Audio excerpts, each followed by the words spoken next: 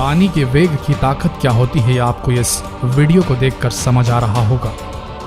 जब कोई नदी अपना रुख बदलती है, जब समंदर में सुनामी आती है और जब बादल फटते हैं, तो जो त्राही त्राही मचती है, जो तबाही मचती है, वो दिल दहला देने वाली होती है। सालों तक आपदाओं को याद किया जाता है, दशकों तक सरकारें इन आपदाओं को समझने के लिए रिसर्च करती हैं, ताकि अगर फिर जल प्रलय आए तो जान माल की सुरक्षा कैसे की जाए। ये तो हुई प्राकृतिक जल तबाहियों की बात। अब बात करते हैं उन मैन मेड रीजंस की, उन मानव निर्मित कारणों की जिनकी वजह से जल त्रासदी हो सकती है। डैम्स, ये मानव निर्मित कंक्रीट के दैत्याकार स्ट्रक्चर्स नदियों की दिशाएं मोड़ देने में और उन्हें रोक देने में सक्षम होते हैं, और कृषि के लिए मानव जाति द्वारा किए गए बेहतरीन आविष्कारों में से एक है। पर बात फिर वहीं आकर अटक जाती है। क्या मानव प्रकृति को संचालित कर सकता है?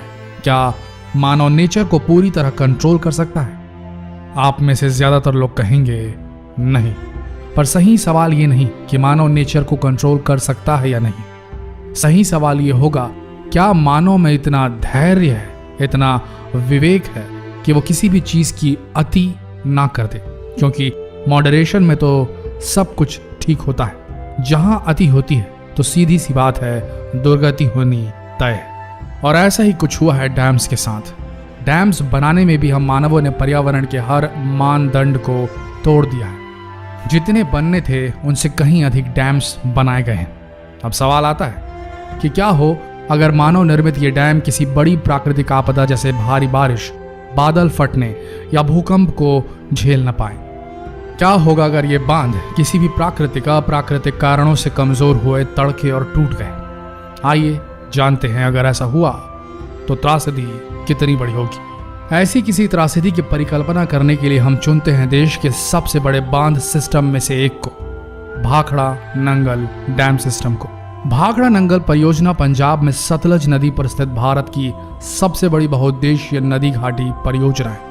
यह राजस्थान, पंजाब और हरियाणा की संयुक्त परियोजना है। इसमें राजस्थान की हिस्सेदारी 15.2% है। यह बांध हिमाचल प्रदेश के बिलासपुर जिले में सतलुज नदी पर बनाया गया है। यह बांध 261 मीटर ऊंचे टिहरी बांध के बाद भारत का दूसरा सबसे ऊंचा बांध है। इसकी ऊंचाई 255.55 मीटर यानी कि 740 फीट है। अमेरिका के होवर डैम से तुलना करें तो भाखड़ा नंगल बांध से 3 फीट ऊंचा है होवर डैम। होवर डैम की ऊंचाई 743 फीट है।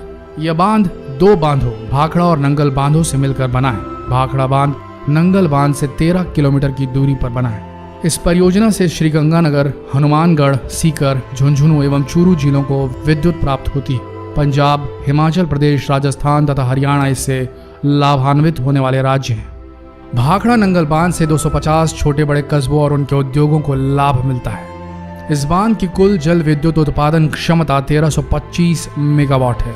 बांध से बिस्त दोआब नहर, सरहिंद नहर, नरवाना शाखा नहर आदि निकाली गई हैं। बांध का निर्माण सन 1948 में शुरू हुआ था और यह 1963 में पूरा हुआ। सन 1970 में यह बांध पूर्ण रूप से कार्य करने लगा था। पर सबसे बड़ी बात, भाखड़ा नंगल बांध भूकंपीय क्षेत्र में स्थित विश्व का सबसे ऊंचा गुरुत्वीय बांध है। जी हाँ, यह सत्य है। इस इलाके की टेक्टोनिक प्लेट्स थोड़ी कमजोर हैं और हम जानते हैं कि भूकंप अक्सर पहाड़ी इलाकों को ज्यादा प्रभावित करते हैं। हालांकि भाखड़ा नंगल परियोजना एक बेहद ठोस मजबूत इंजीनियरिंग का नमूना है और बद से बदतर दबाव भी झेलने में सक्षम है। पर अगर ऐसा हुआ कि किन्हीं कारणों से यह बांध टूटा तो क्या होगा? एक डैम फेलियर, एक डैम बर्स्ट होना, डैम का टूट जाना एक बड़ी खतरनाक आपदा होती है। एक साथ ट्रिलियनों टन पानी जबरदस्त वेलोसिटी से, वेग से, अनियंत्रित पानी का फोर्स केवल विध्वंस कर सकता है, भारी विध्वंस। बचने का रिएक्शन टाइम का कोई चांस नहीं। ऐसी एक डैम फेलियर की घटना हुई थी सन 1975 में, जब चीन इतिहास के सबसे बड़े तूफान टाइफून नीना से जूझ रहा था।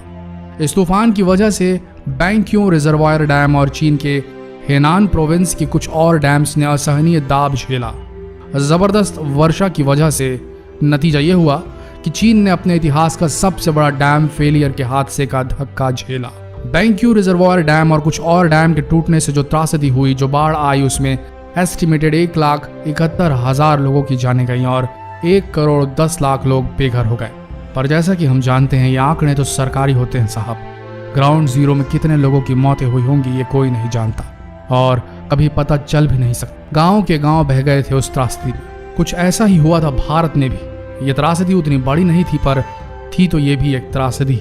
11 अगस्त 1979 मच्छू नदी पर बना मच्छू 2 डैम फूटा और पानी की एक बड़ी दीवार बढ़ी गुजरात के मोरबी शहर की ओर और त्राही त्राही मच गई।